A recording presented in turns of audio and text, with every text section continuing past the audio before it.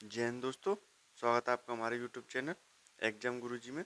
आज हम पढ़ने जा रहे हैं प्राचीन इतिहास के युद्ध। जो भारत पर जितने भी आक्रमण हुए हैं या भारत में जितने भी आक्रमण हुए हैं वो हम पढ़ने जा रहे हैं। भारत के अंदर हो या बाहर से हुए हों वो सारे हम कवर करेंगे, लेकिन इस वीडियो में हम प्राचीन प्राचीन इतिहास के ही करने वाले हैं। ये युद्ध जो है हमारे 3 वीडियो में आएंगे। पहला रहेगा प्राचीन, दूसरा रहेगा मध्यकालीन, तीसरा रहेगा आधुनिक। ठीक है ना। तो देख लेते हैं हम प्राचीन इतिहास के युद्धों को। ठीक है ना। देखिए हमारे जो जो मेन फोकस रहेगा वो 3 पॉइंटों पे रहेगा। पहला रहेगा बैटल पर, दूसरा रहेगा किस किस के बीच युद्ध हुआ और विनर कौन सा रहा। ठीक है ना। इन पे आपको विशेष ध्यान देना है। ठीक है ना। देखिए देख लेते हैं। देखिए दशराज युद्ध, हमारा जो पहला युद्ध कौन सा है, दशराज युद्ध। ठीक है ना। देखिए राजा सुदास एंड पंचजन एन अन्य कबीले। ठीक है ना। राजा सुदास और पंचजन अन्य कबीले के बीच युद्ध हुआ था। विनर कौन हुआ था, राजा सुदास। ठीक है ना। अब इस युद्ध के बारे में थोड़ा पढ़ लेते हैं। ठीक है ना। देखिए दशहरा युद्ध का उल्लेख ऋग्वेद के 7वें मंडल में है। किसमें, ऋग्वेद के 7वें मंडल में मिलता है। ठीक है ना। इस युद्ध में एक और कबीला इस युद्ध में एक और कबीला और उनका मित्र पक्ष समुदाय था। एक और कौन था, कबीला और उनका मित्र पक्ष समुदाय था।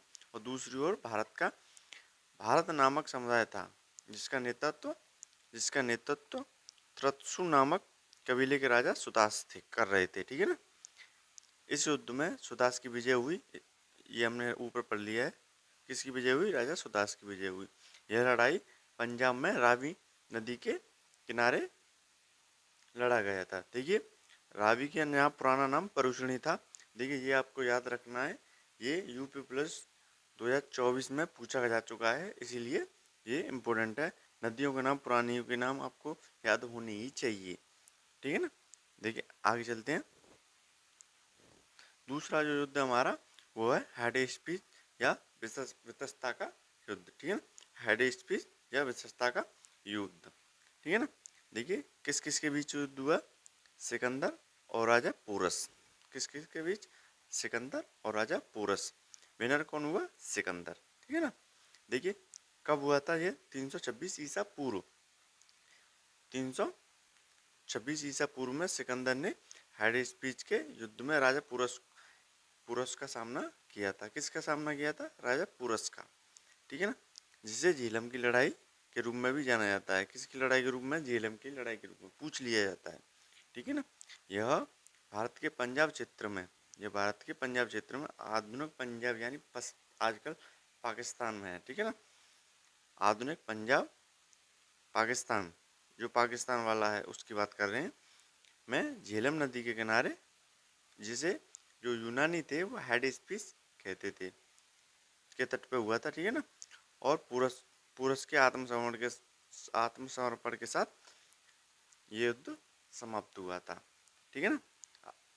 आगे देख लेते हैं। देखिए ये है, यहाँ से अलेक्जेंडर आया था। ये है हेडेस्पीस यानी हेडेस्पीस नदी है ये। ठीक है ना। देखिए यहाँ से आया था और यहाँ से आया था, इधर से हमारे राजा पोरस थे। ठीक है ना। अलेक्जेंडर यहाँ से आया था। और आगे देख लेते हैं। देखिए ये हमारा सेल्यूकस के बीच युद्ध हुआ था।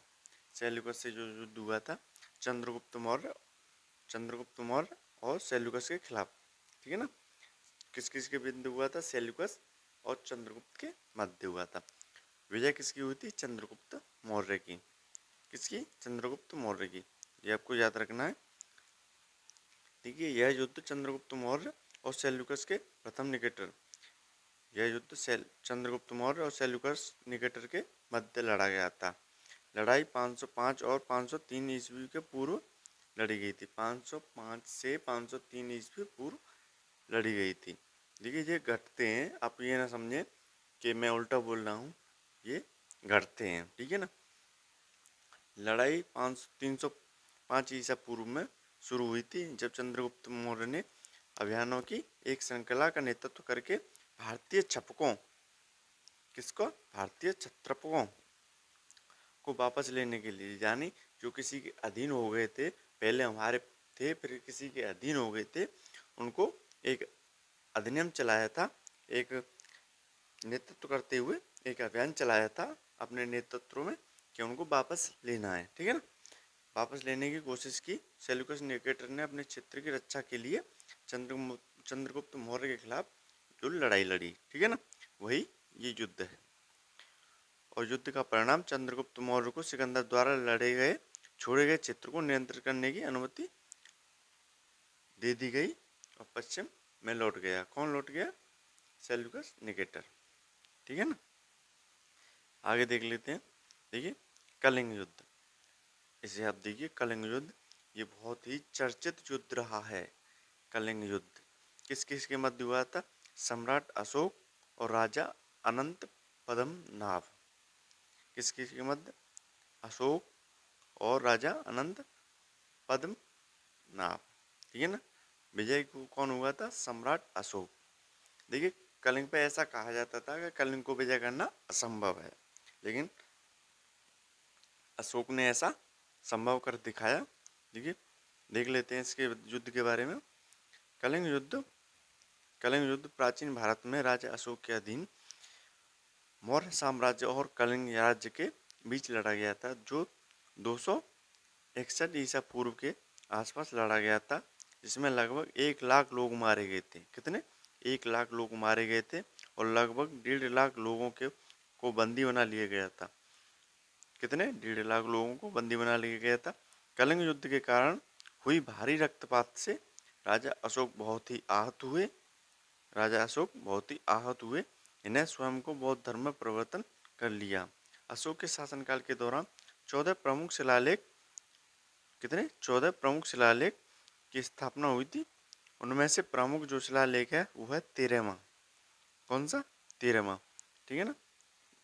13वां शिलालेख है जिसमें कलिंग युद्ध की बारे में बताया गया है, ठीक है ना। आगे देखते हैं। देखिए भारत पर अरब आक्रमण, भारत पर अरब आक्रमण कब कब हुआ ये देख लेते हैं। देखिए सर्वप्रथम 711 ईस्वी में, सर्वप्रथम 711 ईस्वी में उदयबुदुल्ला ने के नेतृत्व में अभियान सिंध भेजा गया था, किंतु यह पराजित हुआ और मारा गया। कौन मारा गया था? सिंध, ठीक है ना। दूसरा अभियान बुधैल के नेतृत्व में हुआ, लेकिन यह भी असफल रहा।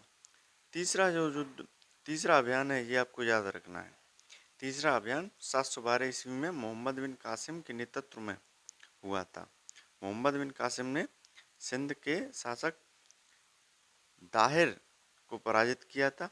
दाहिर युद्ध करते हुए मारा गया था, ठीक है ना। मोहम्मद बिन कासिम ने 713 ईस्वी में मुल्तान को भी जीत लिया था, ठीक है ना।